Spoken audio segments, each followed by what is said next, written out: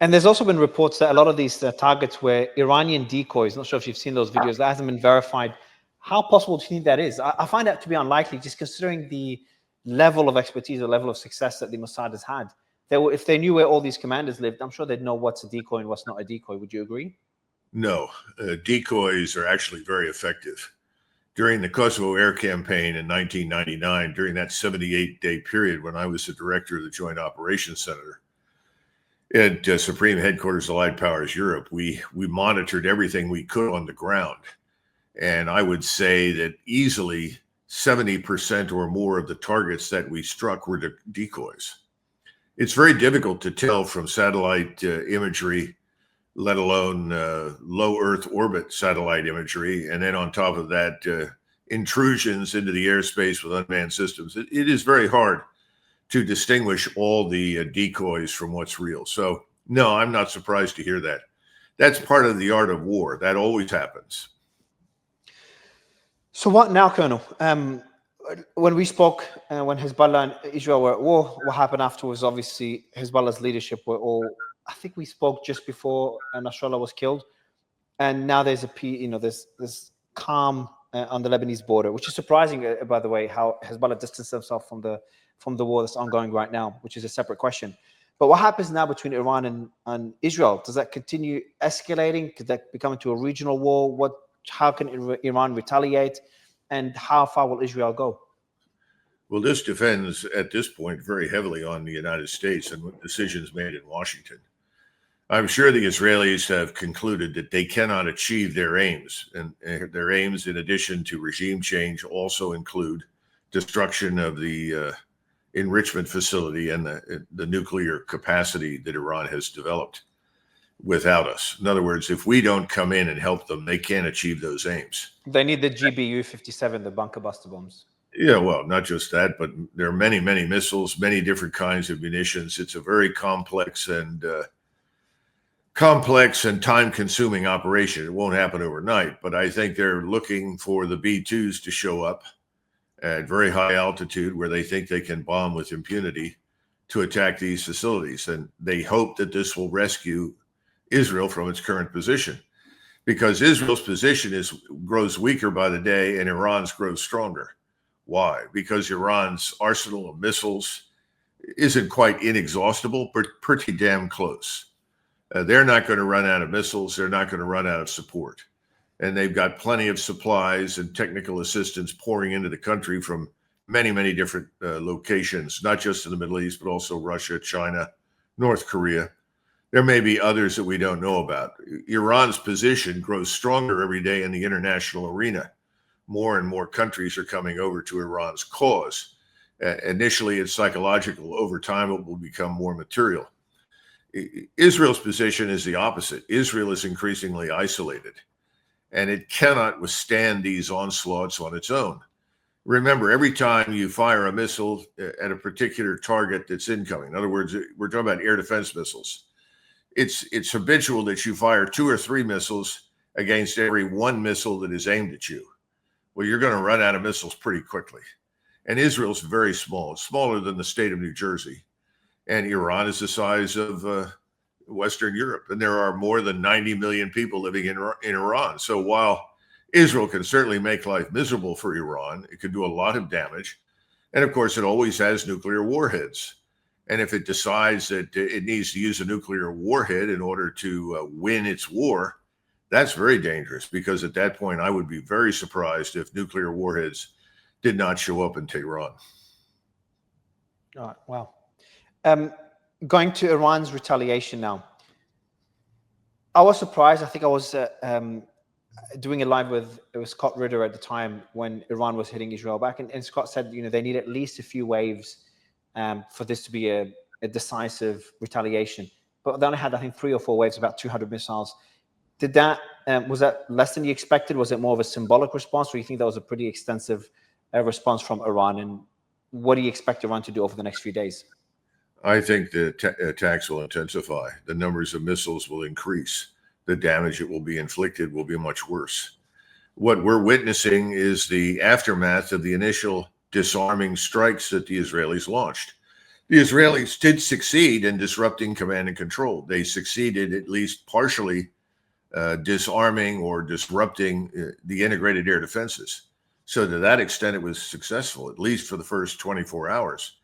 What has surprised the Israelis, and frankly has surprised me, is the rapidity with which the Iranians have recovered. And they continue to recover, and their power and their influence continues to increase. So I would expect far, far worse strikes in the future than anything we've seen to this point. So you don't think Iran has been significantly weakened? Or you think they have been significantly weakened, but they can recover relatively quickly? Well, I think they were weakened. You know, what's this word significant? Let's get back to reality. Iran is a nation of 90 million. It's the size of Western Europe. It has thousands upon thousands of missiles. How do you weaken that? You can temporarily disrupt it. You can suppress it for a short time. But we've discovered pretty clearly that, short of the use of a nuclear weapon, and that's not an impossibility, that Iran is absolutely, I would argue, unbeatable. You're the second person I've spoken to, Colonel, that mentions the Israeli nuclear weapon. But do you think it's even on the table? So Israel seems to have, to a different degree, the advantage right now in the war. They've got air superiority over Iran. Again, feel free to disagree. And they've gotten rid of a lot of these commanders, which are not replaceable. You said the same thing about Hezbollah last time as well, and they have been replaced. But when do you think Israel would even consider using a nuclear weapon in this war? And would the US be okay with this? Like, would they require America's authority before using a nuclear weapon?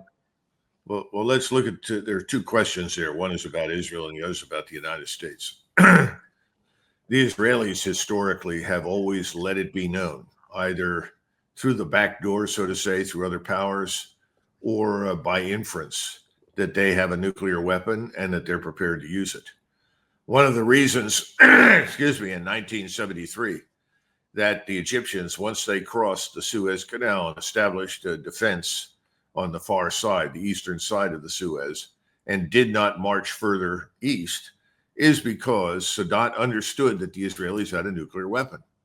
And he said, if we go for the Mitla Pass and we try to penetrate Sinai and move into Israel, we have to expect that the Israelis will use a nuclear weapon against us. The Egyptians, even now, that are sitting on the border with Israel, are very hesitant to take on the Israelis directly, not because they cannot do it militarily, they can, but because they have been threatened periodically over many years with the use of a nuclear weapon by Israel to destroy the Aswan Dam. Now, that would have catastrophic consequences for Egypt. I think people in the Middle East are tired of being bullied by the Israelis.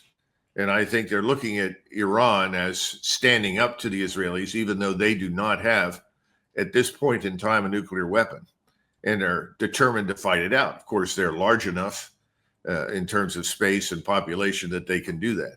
But I think over time, we'll see everyone else in the region rally to them. So the bottom line is, would the Israelis use it? I think what you might see in the future is, as Israel weakens and is subject to more and more destructive impact from Iran, and as Iran's position in the international community grows stronger, that the Israelis may well tell us, if we can't survive and you're not going to help us, we'll use a nuclear weapon. That could happen. We would not want that to happen, clearly. But that's something they could threaten us with. You think you could twist America's arm by threatening to use a nuclear weapon if the US does not get involved? That could happen, especially as Israel's position weakens. Israel's in a terrible position right now. Israel can't easily replace its losses. And as I said, Israel is, by comparison with Iran, a postage stamp. I don't think Israel would be doing what it's doing right now if it wasn't reasonably confident that it has control of the White House and the Congress. They think they've got control of President Trump, that when he's presented with this fait accompli, Israel is in a fight for its life. This is an existential fight for Israel. You have to come and help us, that he will do so. Perhaps he will. I don't know. That's the assumption. Most people in the United States assume that's the case. And when I say people, I'm talking about people inside the Beltway in Washington. I don't know, because President Trump must surely understand that if we become directly involved, the temptation for many other states to do so is overwhelming, not the least of which are Russia and China, as well as other states and virtually all the Muslim states in the region. Now, why would this be? Because I think people look at what's happening and they say, well, if we don't come to the aid of this country and prevent it from being destroyed by the United States, then we'll be next on the menu. Remember, Russia has already been subjected to this. The same forces in New York City and in the London city banks, the people who wanted to get into Russia, destroy the state, rip it apart, rape its resources, partition it, turn it into a permanently weakened third world state, have failed. They didn't achieve their aims. The Russians have recovered. They're stronger than ever. They're not fools. They know that there are a lot of people in London, in the banking industry, in the financial industry, as well as in Washington and New York City, who very much want control of the oil fields in the Middle East. Remember that for Americans who are thinking strategically, if you want to dignify their thinking with that word, I don't say that, but in their minds, strategically, if you can get control of the oil and natural gas fields in the Middle East, if you can destroy Iran and bully everybody else into line, then you have in their minds China by the throat, because China is extremely dependent on the oil and gas that comes through the Persian Gulf. I mean, frankly, it's not that important to us anymore economically, but it is important to the world and specifically to China. The question is, if we go into this with the goal of destroying Iran and ultimately getting control of these oil and gas fields, how close do we come to a direct confrontation with Russia and China, North Korea, and any number of other states? We don't know, but it's a very dangerous position to take.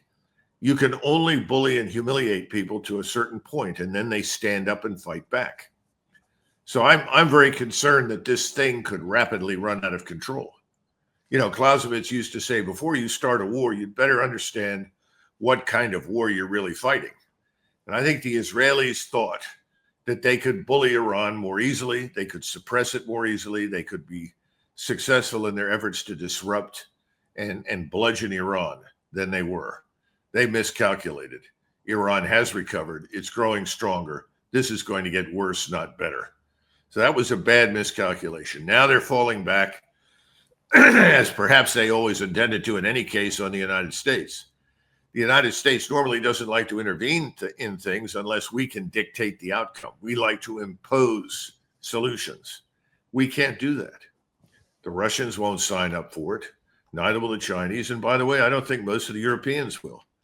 So I think this is a very dangerous time. And that's why I wrote in this X that I sent out a proposal for a great power peace conference.